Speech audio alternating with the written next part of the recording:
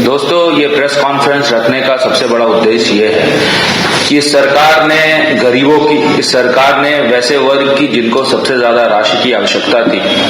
उनके 1300 करोड़ रुपए ढका लिए और इस सरकार ने इसके बारे में चर्चा तक नहीं की। आपको भी पता है कि हालिया दिनों में प्रिंट मीडिया के माध्यम से, विभिन्न न्यूज एजेंसी के माध्यम से ये मामला प्रकाश में आया था कि सरकार ने आपदा के 1300 करोड़ रुपए भ्रष्टाचार की भेंट चढ़ा दिया और इसके बारे में सरकार ने अपने कोई भी ऑडिट रिपोर्ट में या कोई भी जो उनके बजट सत्र में जो वो अपने ऑडिट्स को डालते हैं उसकी चर्चा तक नहीं की। और ये 1300 करोड़ रुपए प्राइमरली स्वास्थ्य विभाग के 700 करोड़ रुपए और कृषि विभाग के 600 करोड़ रुपए मिलाकर मेजर चंक इस 1300 करोड़ का बनता है। ये 700 करोड़ रुपए स्वास्थ्य विभाग के, आपको याद होगा कि कोरोना के समय जिलों को देने वाले राशि में से 700 करोड़ रुपए समाहित हैं और ये 700 करोड़ रुपए उस समय जब हम लोग आपदा से जूझ रहे थे, ये पूरा राज्य कोरोना की चपेट में था, तो इस सरकार ने इस 700 करोड़ रुपए का बंदरबांट किया और ये सरकार ने आपदा में अवसर खोजने का भी एक जरिया तलाश किया। ये 700 करोड़ रुपए कहाँ हैं, स्वास्थ्य विभाग को बताना चाहिए। ये 700 करोड़ रुपए आपदा के विभिन्न जिलों में गए, जिलों से अब तक इसका हिसाब किताब क्यों नहीं ये सरकार ले पाई है, सरकार को बताना चाहिए। और इसके साथ साथ ये 700 करोड़ रुपए आपने जब डिस्ट्रीब्यूट किए तो राज्य सरकार ने क्या मॉनिटरिंग प्रोसेस स्थापित किया था जिसके आधार पर जिलों में व्यय होने वाले 700 करोड़ रुपए का हिसाब किताब आप समय समय पर मुख्यालय मंगवाने का काम आपने किया या नहीं किया। इन सब तमाम मुद्दों को लेकर हम लोगों ने ये प्रेस कॉन्फ्रेंस जो रखा है वो सिर्फ और सिर्फ यहाँ की जनता को ये बताने के लिए रखा है कि सरकार ने विभिन्न स्तर पर, चाहे वो आपदा हो, चाहे कोई योजनाएं हो, तमाम स्तर पर कहीं ना कहीं इतनी बड़ी त्रुटियां की है जिसका सीधा सीधा प्रभाव यहाँ की जनता को होने वाला है। 600 करोड़ रुपए कृषि क्षेत्र में जो आपदा के डिस्ट्रीब्यूट होने चाहिए थे वो 600 करोड़ रुपए का हिसाब किताब नहीं मिल पाया और कृषि क्षेत्र पर आपदा का जो पैसा वो कहीं ना कहीं जब हमारा बाढ़ आता है, जब हमारा सुखाड़ आता है तो उस समय किसानों को मिलता है। तो आपने किस मैकेनिज्म से, किस जरिए से इस 600 करोड़ रुपए किसानों के बीच में बांटा, ये सरकार को बताने की आवश्यकता है। और सरकार के पास इन दोनों विभाग का कोई भी आंकड़ा इन खर्च का नहीं है, जो कि काफी गंभीर मुद्दा है। और ये काफी गंभीर मुद्दा राज्य के लिए इसलिए बन पाता है क्योंकि आपको भी पता है कि ये आपदा प्रबंधन का जो पैसा आता है, ये आपदा प्रबंधन का पैसा केंद्र के माध्यम से राज्य को जाता है और पूर्ववर्ती क्षेत्र में ये रेशियो 9:1 का होता है। इसका मतलब एक पार्ट यदि राज्य सरकार देती है तो 9 भाग इसका केंद्र सरकार देता है। और यदि इसका सही से खर्च नहीं हो पाए तो इसका मतलब ये होता है कि आने वाले समय में आपदा प्रबंधन का पैसा केंद्र सरकार द्वारा रोक दिया जाता है, क्योंकि केंद्र सरकार और राज्य सरकार में जो फेडरल स्ट्रक्चर बनी हुई है और जो सहमति बनी हुई है उसमें खर्च दिखाना अति महत्वपूर्ण होता है। बिना खर्च दिखाए आप आपदा का पैसा नहीं ले पाएंगे, क्योंकि 15वें वित्त से जो उसकी अवधि थी वो 2026 में समाप्त हो जाएगी और 16वां वित्त जब शुरू होगा तो वो फिर आपसे अकाउंट्स पूछेगा कि आपने ये 1300 करोड़ रुपए कहाँ खर्च किए। जब सरकार ये बता ही नहीं पाएगी तो आने वाले दिन में जो आपदा का पैसा है वो प्रभावित हो जाएगा। और जब आपदा का पैसा प्रभावित हो जाएगा तो आप समझिए कि छोटी छोटी चीजों को, छोटी छोटी दिक्कतें, समस्या, परेशानी एक बड़ा घाव बन जाएगी। भगवान ना करे झारखंड में कोई आपदा की सिचुएशन आ जाए तो उस आपदा की सिचुएशन में सरकार को लड़ने के लिए, उस आपदा की सिचुएशन में सरकार को अपने नागरिकों की सुरक्षा के लिए फंड की जरूरत होगी और वो फंड उसके पास होगी ही नहीं, क्योंकि उन्होंने पहले 1300 करोड़ रुपए जो घपले घोटाले किए उसकी वजह से आज ये स्थिति परिस्थिति आ जाएगी कि आपदा के कोष में पैसा नहीं रहेगा। अगर बाढ़ आती है, अगर सुखाड़ आती है, अगर कोई नेचुरल कैलामिटीज आती है, यदि कोई ऐसी सिचुएशन आ जाती है जिसमें पैसे की आवश्यकता होगी, उस समय नागरिकों को मरने के लिए छोड़ दिया जाएगा और ये सरकार कुछ भी नहीं कर पाएगी। इसीलिए ये जो आपदा प्रबंधन का पैसा है इसलिए भी जरूरी हो जाता है क्योंकि इससे सीधा सीधा जो प्रभाव है यहाँ की जनता को होता है। और इस सरकार ने एक मैकेनिज्म तैयार किया है कि जिस प्रकार वो केंद्र को कोसे, इसलिए हम लोगों की जवाबदेही बनती है, चाहे वो प्रिंट मीडिया हो, इलेक्ट्रॉनिक मीडिया हो, कि सरकार आखिर गलतियां कहां करती है जिसके कारण केंद्र का पैसा जो उनको सहज स्वभाव तरीके से मिल सकता है वहां दिक्कतें समस्याएं आती है। सरकार का 5 साल बीत गया, 2019 से 2024 तक सरकार का 5 साल बीत गया और इस 5 साल में सरकार ने अपना अकाउंट्स तक ठीक नहीं किया कि आखिर ये 1300 करोड़ रुपए हमने किस मद में कहां खर्च किए, किस जिलों को दिया, किन जिलों में हम लोगों ने कितना कितना किस किस एक्टिविटीज में खर्च किया। अब ये अपलोड नहीं हो पा रहा है जो नेशनल डिजास्टर मैनेजमेंट का वेबसाइट है जो केंद्र द्वारा संचालित होता है, जिसके कारण सोलवे वित्त का जो फंड है वो रिलीज नहीं हो पाएगा। और जब सोलवे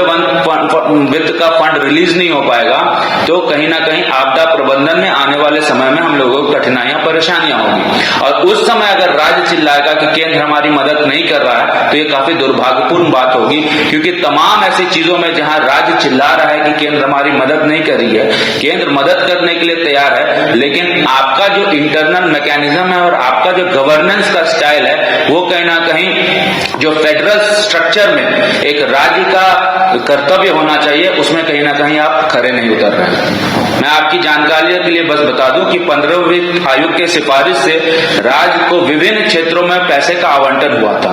स्वास्थ्य क्षेत्र के लिए 2370 करोड़, ग्रामीण स्थानीय निकासी चुनावों पंचायत निकायों के लिए 6585 करोड़, नगर निकायों के लिए 3367 करोड़, आपदा प्रबंधन के लिए 3138 करोड़ जो कि 2026 तक मिला था, जिसमें आपदा प्रबंधन के 1300 करोड़ रुपए गायब हैं। और ये सरकार को इस पे जवाब देना चाहिए कि आखिर ये 1300 करोड़ रुपए कहां गए। या तो सरकार को ये बताना चाहिए कि ये भ्रष्टाचार की भेंट चढ़ गए, या तो सरकार को ये स्पष्ट करना चाहिए कि इन मद पे इसका उपयोग हुआ। यदि सरकार के पास पैसे का ब्यौरा नहीं है तो मैं सीधा सीधा हमारे आपदा प्रबंधन विभाग के मंत्री और इस राज्य के मुख्यमंत्री से सवाल करना चाहूंगा कि आखिर 1300 करोड़ की रिकवरी के लिए आप क्या मैकेनिज्म इस्तेमाल करेंगे। 1300 की करोड़ की पैसे यदि सही में भ्रष्टाचार की भेंट चढ़ गए हैं तो आपदा विभाग के पदाधिकारी और स्वास्थ्य विभाग के पदाधिकारी और कृषि विभाग के पदाधिकारी के प्रति आप कौन कौन से स्टेप्स लेंगे, एक्शन लेंगे कार्रवाई के लिए।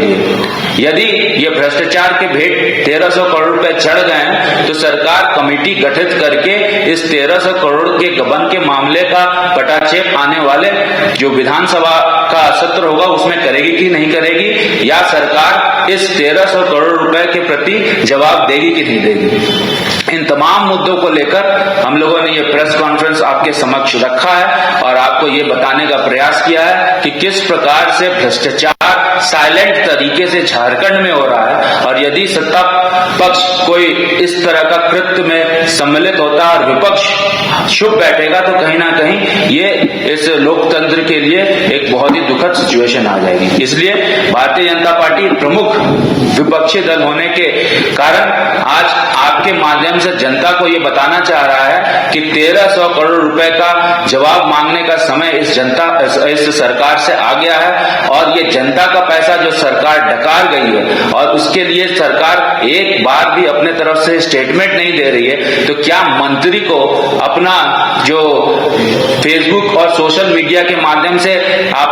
अपने आप को बहुत ज्यादा एक्टिव दिखाने का जो प्रयास कर रहे हैं वो क्या सही में हो रहा है या कहीं धरातल में कुछ ना कुछ आपका मिसिंग है। और दुर्भाग्य कहिए कि स्वास्थ्य मंत्रालय और आपदा मंत्रालय एक ही व्यक्ति के अधीन आता है, जिसको आप फेसबुक और सोशल मीडिया में तो एक्टिव देखते हैं लेकिन धरातल पे कोई काम हो रहा है कि नहीं हो रहा है, ये सबसे बड़ा प्रश्न चिन्ह है। इसीलिए मैं आग्रह करूंगा कि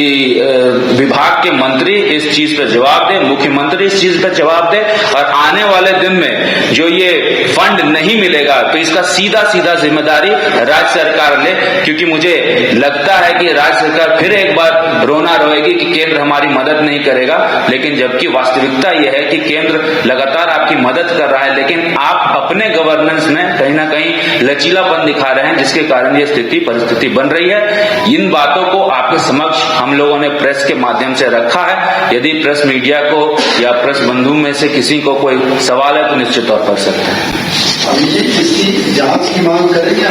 देखिए, मैंने वही कहा है कि सरकार को अब ये बताना है कि ये 1300 करोड़ रुपए कहाँ गए।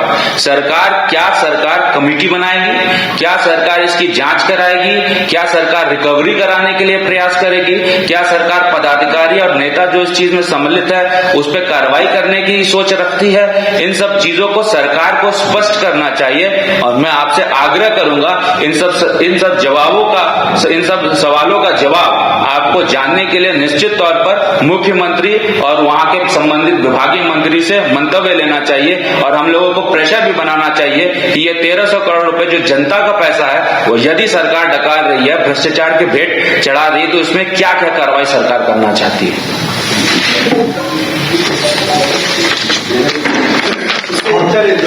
एक सवाल, कल 22 जनवरी है, कल झारखंड हाईकोर्ट में सीजी बहुत एक्टिव लेकर आप ऑप्टिमिस्टिक हैं कि ये परीक्षा होगी 2122 सितंबर को ये रद्द होगी? देखिए, ये प्योर